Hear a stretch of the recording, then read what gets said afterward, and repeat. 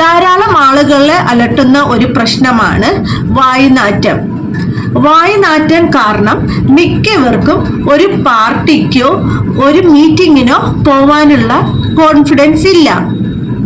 എന്നാൽ നിങ്ങൾ ഇത് കേട്ടോളൂ, നിങ്ങൾ ഇങ്ങനെ പ്രശ്നം അനുഭവിക്കുന്നവർ, ഇങ്ങനെ വായുനാറ്റം അനുഭവിക്കുന്നവർ, അവർ ഒറ്റയ്ക്കല്ല, ധാരാളം ആളുകൾക്ക് ഈ പ്രശ്നം ഉണ്ട്. അപ്പോൾ ആദ്യമേ തന്നെ ഈ വായുനാറ്റം ഉണ്ടാവുന്ന കാരണം നമുക്ക് നോക്കാം. ഈ വായുനാറ്റം ഉണ്ടാവുന്നത് 2 കോസസ് ആണ്.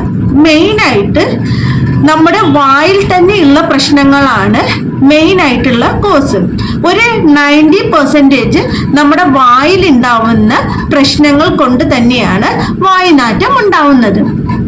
ബാക്കി 10% അല്ലാതെയുള്ള സിസ്റ്റമിക് ആയിട്ടുള്ള ഡിസീസ് ഉണ്ടെങ്കിലാണ് ബാക്കി 10% വരുന്നത്. അപ്പൊ ആദ്യമേ തന്നെ ഈ വായുനാറ്റത്തിന്റെ ശാസ്ത്രീയ വശം എന്താണെന്ന് നമ്മൾക്ക് നോക്കാം. ഇതിന്റെ ശാസ്ത്രീയ വശം എന്ന് പറഞ്ഞിട്ടുണ്ടെങ്കിൽ നമ്മുടെ വായിൽ ധാരാളം ബാക്ടീരിയകൾ ഉണ്ട്. ഈ ബാക്ടീരിയ ബ്രേക്ക് ഡൗൺ ആവുമ്പോൾ വോൾട്ടൈൽ സൾഫർ കോമ്പൗണ്ട്സ് ഉണ്ടാകുന്നു. ഇത് പിന്നെ ഹൈഡ്രജൻ സൾഫൈഡ് ആയിട്ടും മെർക്യാപ്റ്റൻ ആയിട്ടും ഇത് മാറും. ഈ 2 കോമ്പൗണ്ട് ആണ് നമ്മൾക്ക് വായുനാറ്റമായി അനുഭവപ്പെടുന്നത്. അപ്പോൾ ആദ്യമേ തന്നെ നമ്മൾക്ക് ഞാൻ പറഞ്ഞല്ലോ 90% വായു തന്നെയാണ് വരുന്നത് എന്ന്. അപ്പോൾ വായിലത്തെ പ്രശ്നങ്ങൾ എന്ന് പറഞ്ഞാൽ എന്തൊക്കെ പ്രശ്നങ്ങൾ കൊണ്ടാണ് മീൻസ് വായുനാറ്റം വായിന് വരുന്നത് എന്നുള്ളതാണ് ഇനി നമ്മൾ നോക്കാൻ പോകുന്നത്. അതിൽ ആദ്യമേ തന്നെ നമ്മൾ പ്രോപ്പറായിട്ട് ബ്രഷ് ചെയ്യാത്തത് കൊണ്ടാണ്. നമ്മൾക്കറിയാം നമ്മുടെ പല്ലിന്റെ അവിടെ പ്ലാക്ക് എന്ന് പറഞ്ഞിട്ടുള്ള ഒരു സബ്സ്റ്റൻസ് അടിഞ്ഞു കൂടിയിട്ടുണ്ടാവും. അത് പ്രോപ്പറായിട്ട് ക്ലീൻ ചെയ്യാതെ വരുമ്പോഴും പിന്നെ മോണരോഗം കൊണ്ടും ഈ വായുനാറ്റം അനുഭവപ്പെടാം. ഇത് കൂടാതെ നമ്മുടെ നാവിലുള്ള പ്രശ്നങ്ങൾ കൊണ്ടും വായുനാറ്റം വരുന്നതാണ്.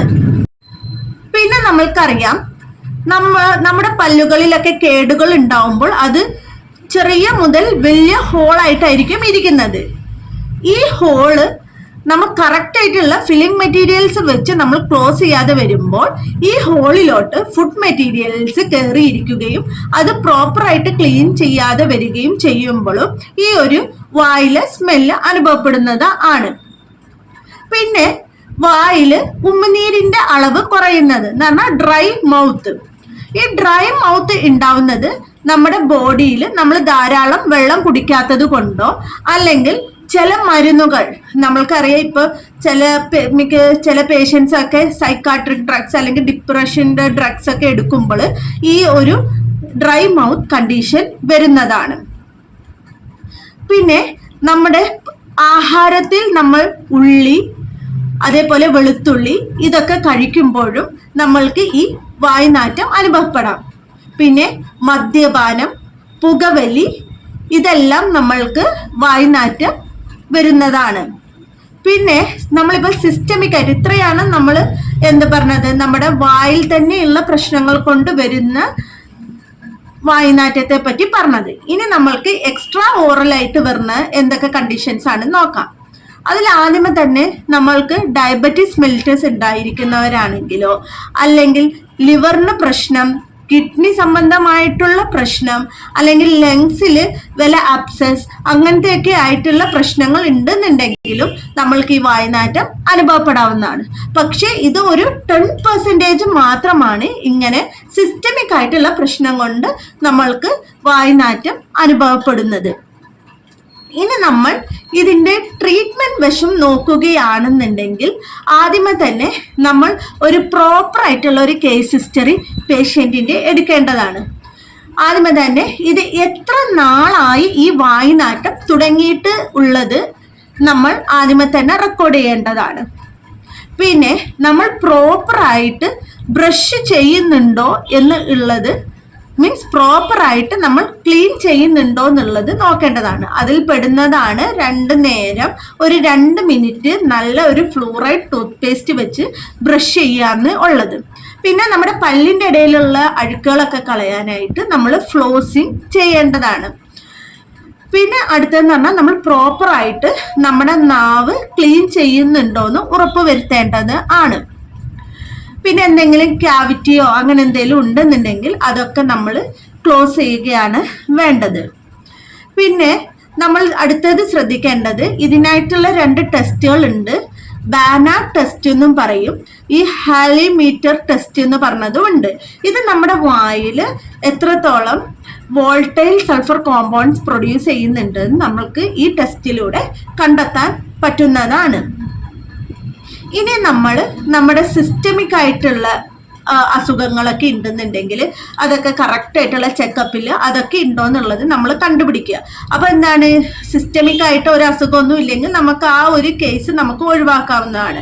പിന്നെ നമുക്ക് മെയിനായിട്ട് വരുന്നത് നമ്മുടെ വായിൽ ഉണ്ടാവുന്നതാണ്. അതിന് വേണ്ടിയിട്ട് നമ്മൾ എന്താ ചെയ്യുക, പ്രോപ്പറായിട്ട് ഡയറ്റ് നോക്കുക. ഉള്ളി, വെളുത്തുള്ളി അങ്ങനെ വായനാറ്റം കൊണ്ടുവരുന്ന സബ്സ്റ്റൻസ് ഉള്ള ഫുഡ് ഐറ്റംസ് നമ്മൾ ഒഴിവാക്കുക. പിന്നെ ഞാൻ നേരത്തെ പറഞ്ഞതുപോലെ പ്രോപ്പറായിട്ടുള്ള brushing, interdental flossing, tongue clean ചെയ്യുന്നത്, ക്യാവിറ്റീസ് എന്തെങ്കിലും ഉണ്ടെങ്കിൽ അത് നമ്മൾ ക്ലോസ് ചെയ്യുന്നത്. പിന്നെ നമ്മുടെ ഡ്രൈ മൗത്ത് എന്ന് പറഞ്ഞാൽ നമ്മുടെ സലൈവ കണ്ടന്റ് കുറയുമ്പോഴും നമ്മൾക്ക് ഈ ഒരു പ്രശ്നം വായനാറ്റം വരുന്നതാണ്.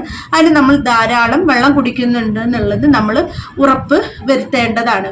പിന്നെ ആൽക്കഹോള്, മദ്യപാനം അങ്ങനത്തെയൊക്കെ നമ്മൾ കഴിയുന്നതും നമ്മൾ ഒഴിവാക്കുന്നതാണ്. പിന്നെ ഇതേപോലെ വയറ് സംബന്ധമായിട്ടുള്ള വല്ല അസിഡിറ്റി കാര്യങ്ങളൊക്കെ ഉണ്ടെന്നുണ്ടെങ്കിൽ അതിന് നമ്മൾ പ്രോപ്പറായിട്ട് ഉള്ള ട്രീറ്റ്മെൻറ്റ് എടുക്കേണ്ടതാണ്. പിന്നെ നമ്മൾ നോക്കുകയാണെന്നുണ്ടെങ്കിൽ റെഗുലറായിട്ട് നമ്മൾ ഒരു 6 months കൂടുമ്പോൾ ഡെന്റൽ ചെക്കപ്പ് ചെയ്യേണ്ടതാണ്. നമ്മൾക്ക് എന്തെങ്കിലും പ്ലാക്ക് അങ്ങനെ എന്തെങ്കിലും അടിഞ്ഞ് നമ്മുടെ പല്ലിൽ കൂടിയിട്ടുണ്ടെന്നുണ്ടെങ്കിൽ അത് നമ്മൾ ഡെന്റൽ ചെക്കപ്പിലൂടെ തന്നെ നമ്മൾ അത് ഓറൽ പ്രൊഫിലാക്സിസ് സ്കെയിലിംഗ് ചെയ്ത് അതെല്ലാം നീക്കം ചെയ്യേണ്ടതാണ്.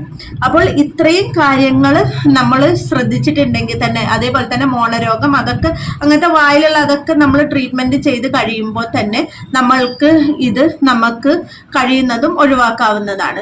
പിന്നെ നമുക്ക് ഇതിന്റെ ട്രീറ്റ്മെന്റ് ആയിട്ട് എന്ന് പറഞ്ഞിട്ടുണ്ടെങ്കിൽ നമുക്ക് ഈ കാര്യങ്ങളൊക്കെ ഇതിന്റെ ഈ മെയിൻ ആയിട്ടുള്ള ഈ പ്രശ്നങ്ങളൊക്കെ നമ്മൾ ചികിത്സിച്ച് കഴിഞ്ഞിട്ട് നമുക്ക് ക്ലോറെക്സിഡിൻ പോലത്തെ നമ്മൾക്ക് എന്താണ് മൗത്ത് വാഷുകളൊക്കെ നമുക്ക് യൂസ് ചെയ്യാവുന്നതാണ്. പിന്നെ നമ്മൾക്ക് ഈ സൈലിറ്റോൾ കണ്ടന്റ് ഒക്കെ ഉള്ള ഷുഗർ ഫ്രീ ചൂയിങ്ഗംസ് ഒക്കെ ചവയ്ക്കാവുന്നതാണ്.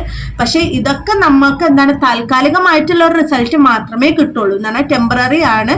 പക്ഷെ ഞാൻ ഈ മുന്നേ പറഞ്ഞിട്ടുള്ള കാര്യങ്ങളൊക്കെ ചെയ്ത് കഴിഞ്ഞിട്ട് ഇതും കൂടെ കുറച്ച് നാളത്തേക്ക് ചെയ്ത് കഴിയുമ്പോൾ നമുക്ക് ഈ പ്രശ്നങ്ങൾ ഫുള്ളായിട്ട് നമുക്ക് മാറ്റാവുന്നതാണ്.